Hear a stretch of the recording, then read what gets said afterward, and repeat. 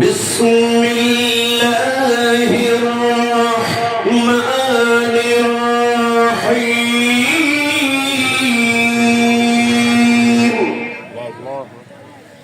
ইয়া আইয়ুহাল্লাযীনা আমানু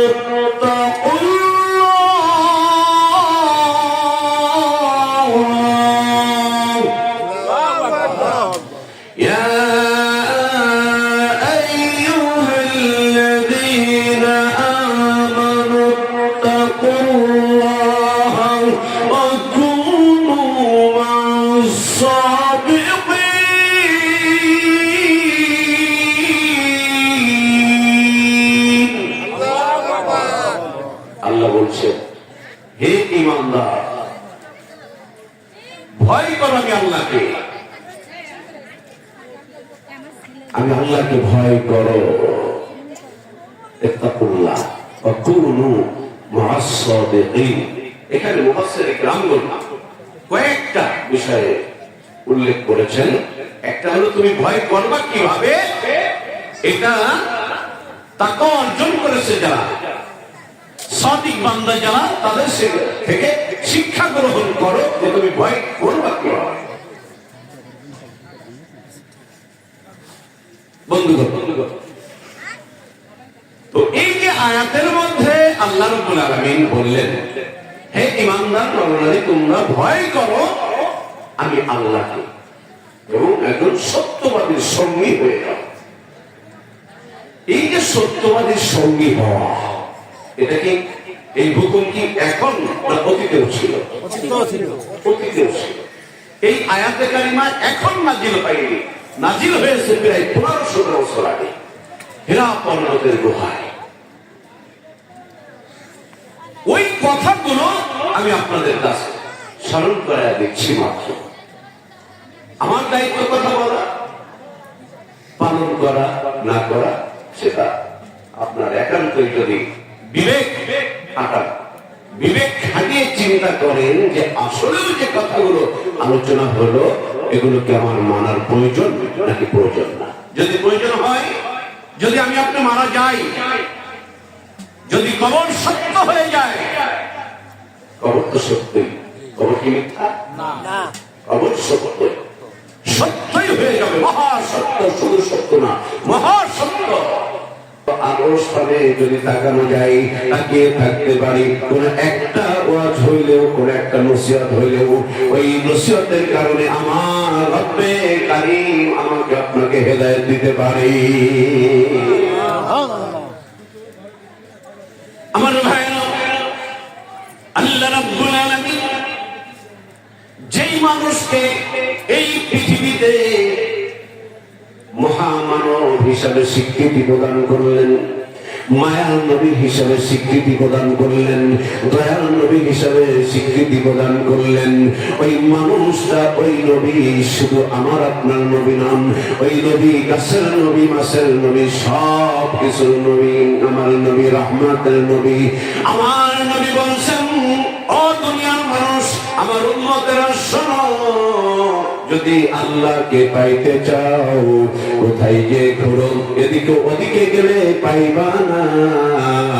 আমি নবীর সঙ্গে মহব্বতটা লাগায় দাও, আমি নবীর সম্মান তোমার অন্তরের মধ্যে গেঁথে নাও। আমি নবীর ইত্তেবা করো, আমি নবীকে ভালোবাসো, আমি নবী যেমনে বলি সামনে চলতে যদি তোমরা পারো, আমাকে যদি তোমার নিজের জীবন, যৌবন, অর্থ, সম্পদ সবকিছুর চাইতেও যদি আমি রাসূলকে ভালোবাসতে পারো, আমার আল্লাহও তোমাদেরকে ভালোবাসিবে। আর যদি আল্লাহ কাকে ভালোবাসে, যদি কোনো মানুষকে আমার আল্লাহ ভালোবাসেন, ওই মানুষকে অবশ্যই আমার আল্লাহ মাফ করে দিবেন। শুধু মাফ করবেন না, ইহকালে সম্মানিত করবেন, কবরে গেলে প্রশ্নের উত্তর সহজ করে দিবেন, হাসরের ময়দানে বেইজ্জতি করবেন না, অবশেষে জান্নাতুল ফেরদাউসের মেহমান বানিয়ে দিবে। জোরে বলুন না সুবহানাল্লাহ। আমার শোনা ভাইরা, আল্লাহর নবী কি তার সাহাবাদের কেমন ভাবে সুন্দর করে গঠন করেছিলেন যারা, যেই মানুষগুলো আমার নবীকে মারার জন্য আসতো, যেই মানুষগুলো আমার নবীকে মারার কন্ট্যাক্ট নিত, ওই মানুষগুলো নবীর সুন্দর চেহারা দেখে নবীর হাতে হাত দিয়ে বায়াত করে মুসলমান হয়ে যাইতেন। শুধু মুসলমানই হইতেন না, ওই মানুষগুলো স্বর্ণের মানুষের রূপান্তরিত হয়ে যেত।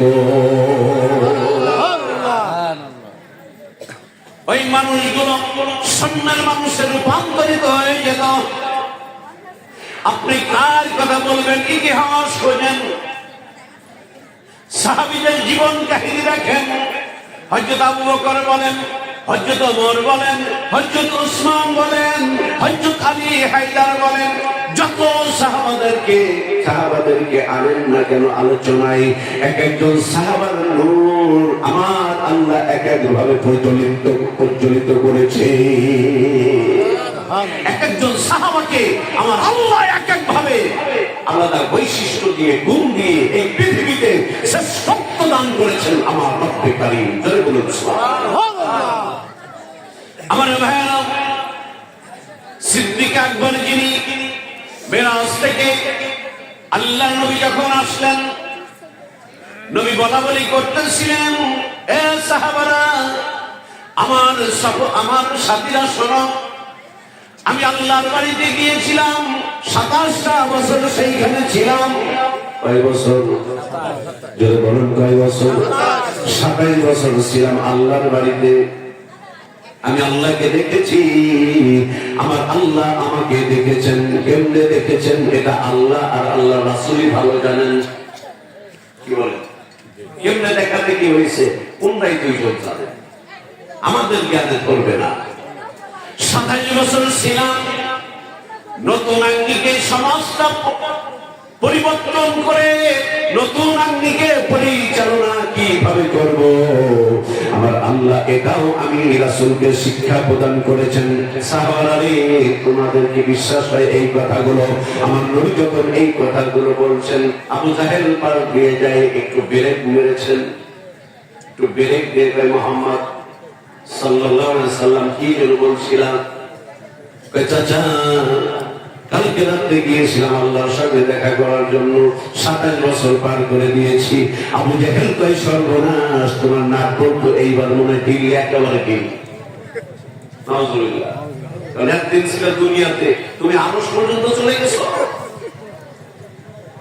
আল্লাহর নবী বলে, হ্যাঁ চাচা, আমি আল্লাহর কাছে গিয়েছিলাম। আবু জাহেল বলে, এটা বড় একটা সুযোগ। এ ভাতিজা মুহাম্মদ, তুমি যে এই কথাগুলো বললা, আমি হুবহু এইভাবে কি আবু বকরের কাছে গিয়ে বলবো? নবী বলছেন, হ্যাঁ চাচা, অবশ্যই আপনি বলবেন। এবার একটা দৌড় মেরে দেখে আবু বকর পথে আসে, ডাক দিয়ে বলছে, আবু বকর শুনছো না তো? তোমাদের নবী কি বলে? তোমাদের নবী এই বলছে, সে নাকি আল্লাহর কাছে গেছিল, 27 বছর পার হয়েছে, এই মাত্র এসে তোমাদের নবী নাকি কথা বলতেছে। শুনছো পাগলামের ভাব দেখছো? সিদ্দিক আকবর বলে, এটা কি আমার নবী নিজের মুখ থেকে বলেছেন? আবু জাহেল বলে, আমি নিজের কানে শুনেছি, বিশ্বাস না হলে চলো। আবু জাহেল হাতটা ধরে নিয়ে আসছে তাড়াতাড়ি করে, যে আবু জাহেল মনে করছে এইবারই আবু বকর মনে হয় সাইড থেকে যাবে। আকুলু মা'আস সাদিকিন, সত্যবাদীর সঙ্গী হও। সত্যবাদীর সঙ্গী হলে লাভটা কি দেখে? সৎসঙ্গে স্বর্গবাস, অসৎসঙ্গে সর্বনাশ। আমার ভাইয়েরা, আজকে পৃথিবীর দিকে তাকায়া দেখেন, পৃথিবীর মানচিত্রের দিকে তাকায়া দেখেন, যতগুলো রাষ্ট্র মুসলিম কান্ট্রি আছে তাকায়া দেখেন, ওই ব্রিটিশেরা, সাদা চামড়ার দলেরা মাঝে মাঝে এই ইসলামী দেশগুলোর উপরে হামলা চালায়, পরীক্ষা করে মুসলমানদের ঈমানি শক্তি আছে কিনা, আছে কিনা এটা পরীক্ষা করে মাঝে মাঝে। আমরা মুসলিম জাতি, আমাদের অন্তরের মধ্যে রয়েছে নবীর কালেমা লা ইলাহা ইল্লাল্লাহু মুহাম্মাদুর রাসূলুল্লাহ সাল্লাল্লাহু আলাইহি ওয়াসাল্লাম। মুসলিম ভাঙবে না, মস্কাইতে পারে, ভাঙবে না।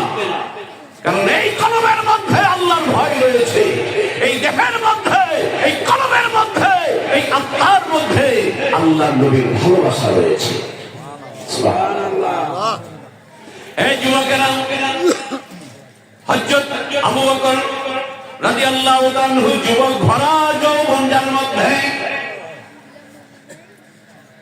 আবু জাহেল বলছে, ওই তো নবী, তোমাদের নবী বর্ষা জিজ্ঞাসা করো। সিদ্দিক আকবর জিজ্ঞাসা করছেন, নবী গো, আবু জাহেল এই বলল, আসলে কি ঘটনা সত্য? আমার নবী এই সহজ সরল নবী, আমার নবী ছিলেন সহজ সরল, ব্যাস বুঝতেন না, সহজ।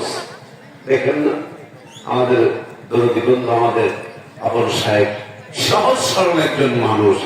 তার সম্পর্কে যদি কেউ না জানে, বুঝতেই পারবে না যে এই মানুষটা এত উচ্চ মাত্রার একজন শিক্ষিত মানুষ। সাধারণ ভাবে চলাফেরা, বোঝার সুযোগ নেই যে এই মানুষটার কলবের মধ্যে কত মায়া, কত ভালোবাসা নিহিত রয়েছে। সুবহানাল্লাহ, সুবহানাল্লাহ। আল্লাহ নবী বলেছেন, হে আবু বকর, আল্লাহর বাড়িতে গিয়েছিলাম, আল্লাহর বাড়িতে গিয়েছিলাম। আল্লাহ আমাকে নতুন ভাবে সমাজ কিভাবে পরিচালনা করতে হবে এটাও শিক্ষা দিয়েছে, আরো অনেক কিছু শিক্ষা প্রদান করেছেন। আমি জান্নাত দেখেছি, জাহান্নাম দেখেছি, এই মাত্র এসে তোমাদের সঙ্গে কথা বলছি।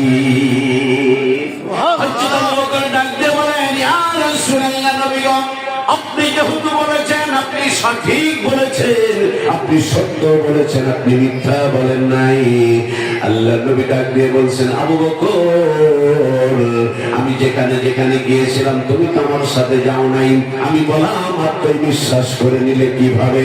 হযরত আবু বকর বলেন, ইয়া রাসূলুল্লাহ, যার কথা বিশ্বাস করেছি, কোন মানুষের সঙ্গে পরামর্শ করি নাই, শুধুমাত্র আপনার পবিত্র জবানের কথা বিশ্বাস করে কালেমা পড়ে মুসলমান হয়েছি। জীবন যৌবন সব কিছু আপনার কদম মুবারকে সুপর্দ করে দিয়েছি গো নবীজি।